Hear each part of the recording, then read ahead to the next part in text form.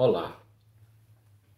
Toda semana eu tenho falado sobre um assunto diferente, bem interessante. Hoje eu quero falar sobre o céu. O céu é o ápice da perfeição. Tudo que existe no céu, existe também na terra. Só que aqui na terra é numa dimensão infinitamente inferior. Lá no livro de Hebreus, capítulo 8, verso 5, veja, este é um texto interessante. Eles servem num santuário que é cópia e sombra daquilo que está nos céus. Já que Moisés foi avisado, quando estava para construir o tabernáculo, Deus lhe disse: tenha o cuidado de fazer tudo segundo o modelo que lhe foi mostrado no monte. As coisas terrestres, elas são sombras das realidades celestes. Se temos pedras aqui, temos pedras afogueadas lá. Se temos aqui belas rosas, lá temos rosas portadoras de luz. Aqui temos seres humanos dirigidos pela psique, mas que só utilizam de 10 a 12% da sua capacidade mental. Lá no céu, todos os seres cósmicos são planificados no espírito e eles operam numa esfera sem limites. Bem, imagine uma coisa bela. Uma flor, por exemplo. Agora imagine uma flor celestial. Como ela foi concebida por Deus originalmente. A ideia maravilhosa de Deus de criar e produzir coisas foi materializada e adequada às limitações da visualização humana. Por isso que temos uma flor aqui muito bela, mas nem se compara a uma flor quando ela foi produzida por Deus no céu. Então, para construir ou elaborar um projeto para a terra, Deus precisou passar a sua realização da dimensão espiritual e celeste para a dimensão material e terrestre. Não sei se você entende. Por exemplo, há músicas incríveis, lindas, de uma suavidade e harmonia impressionantes. Agora imagine a música que é cantada nos céus.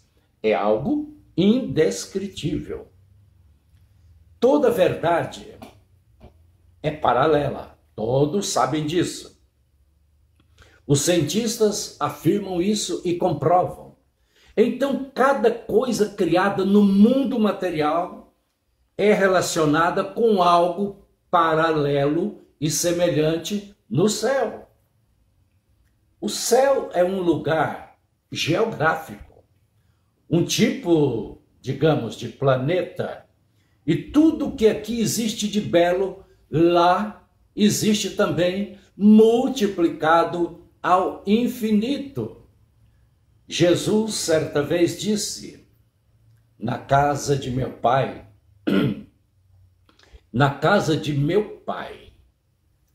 há muitos lugares, muitos aposentos.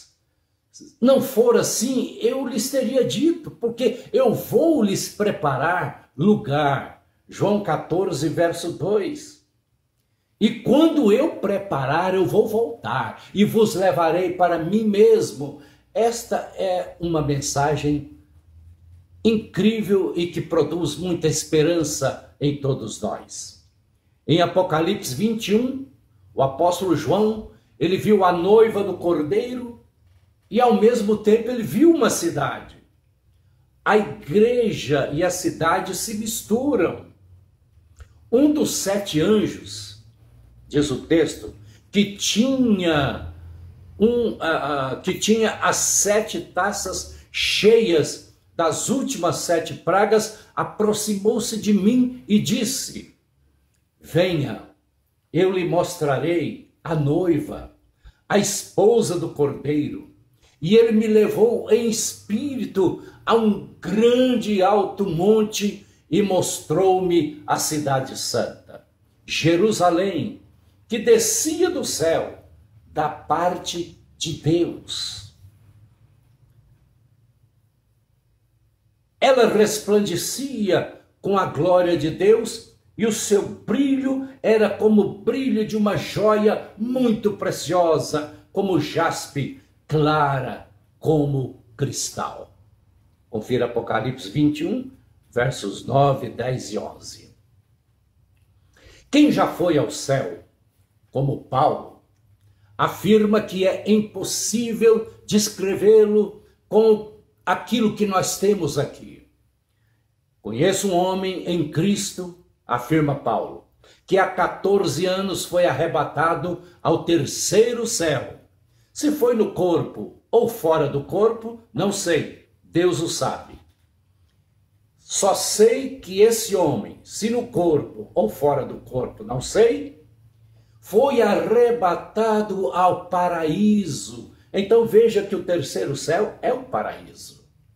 E ele ouviu coisas indizíveis, coisas que ao homem não é permitido nem falar.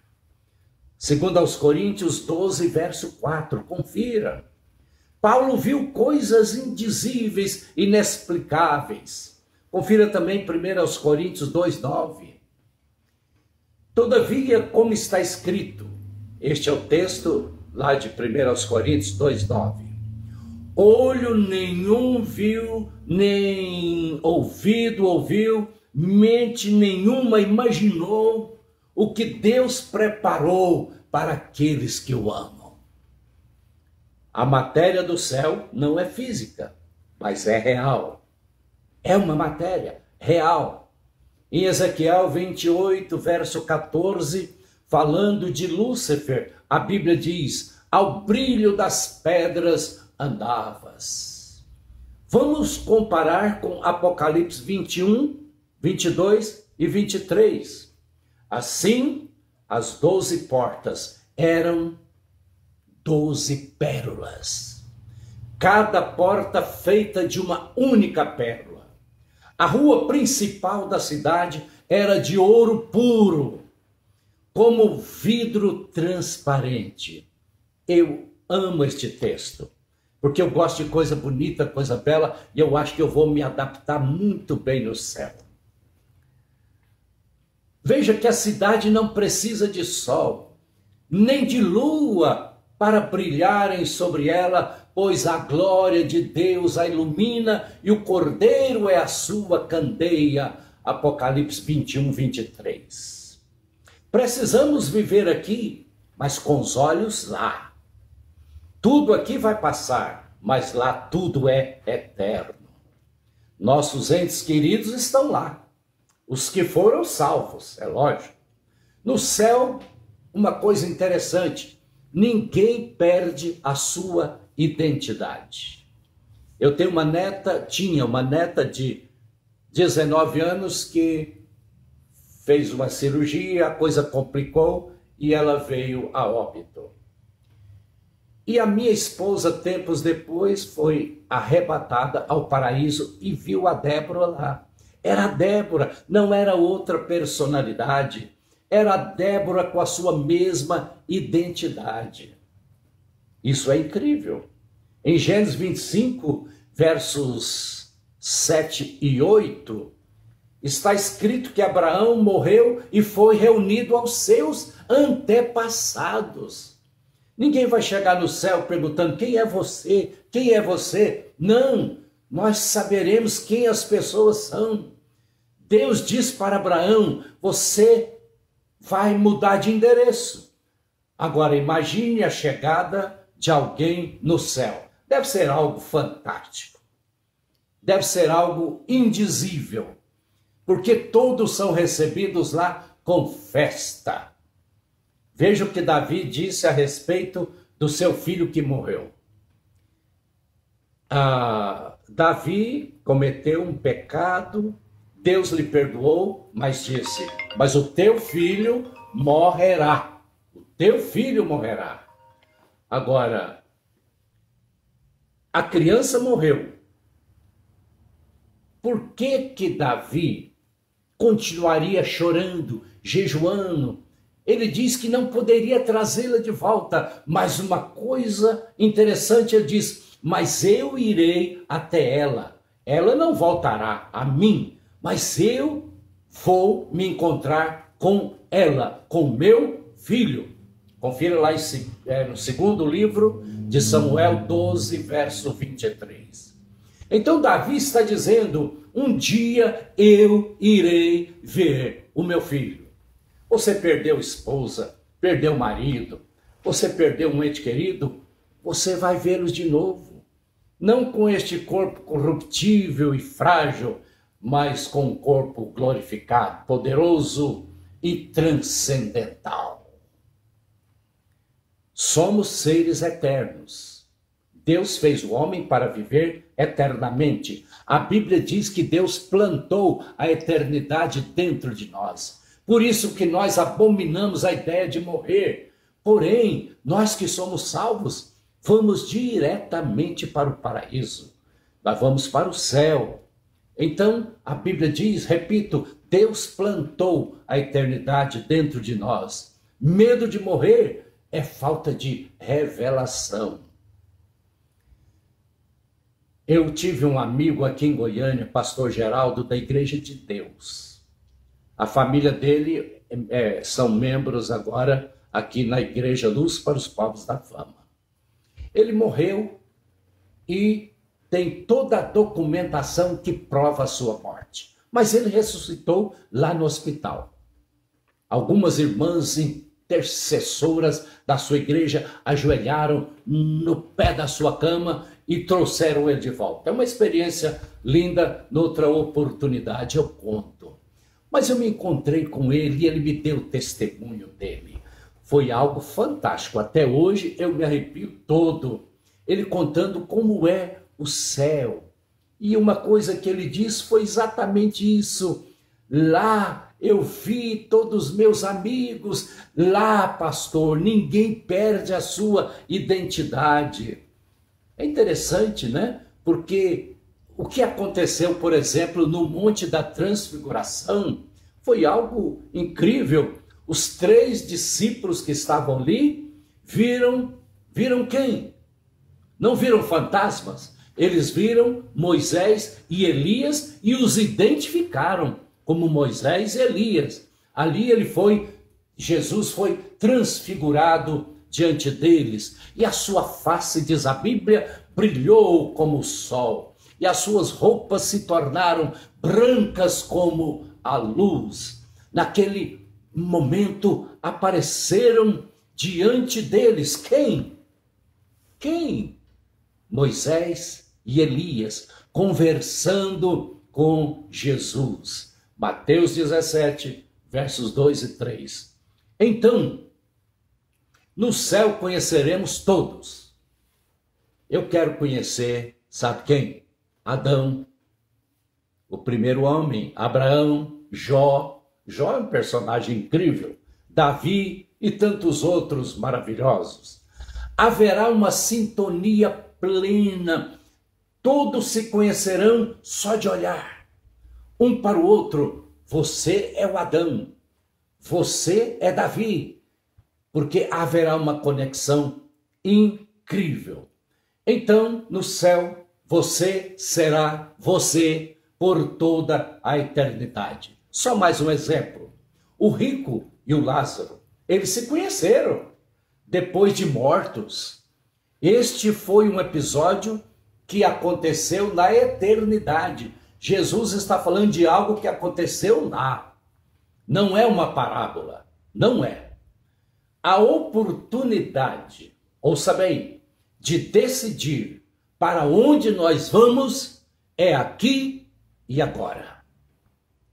Quando Jesus curou o servo do centurião romano, Ele ficou impressionado com a fé daquele homem e disse, ao ouvir isso, Jesus admirou-se e disse aos que o seguiam, digo-lhes a verdade, não encontrei em Israel ninguém com tamanha fé. Eu lhes digo que muitos virão do Ocidente e do Oriente e se sentarão à mesa com Abraão, com Isaque e com Jacó, no reino dos céus. Mateus capítulo 8. Então no céu seremos uma grande família, amém? O céu é um lar. Por essa razão, dizia Paulo, eu me ajoelho diante do Pai, do qual recebe o nome toda a família nos céus e na terra.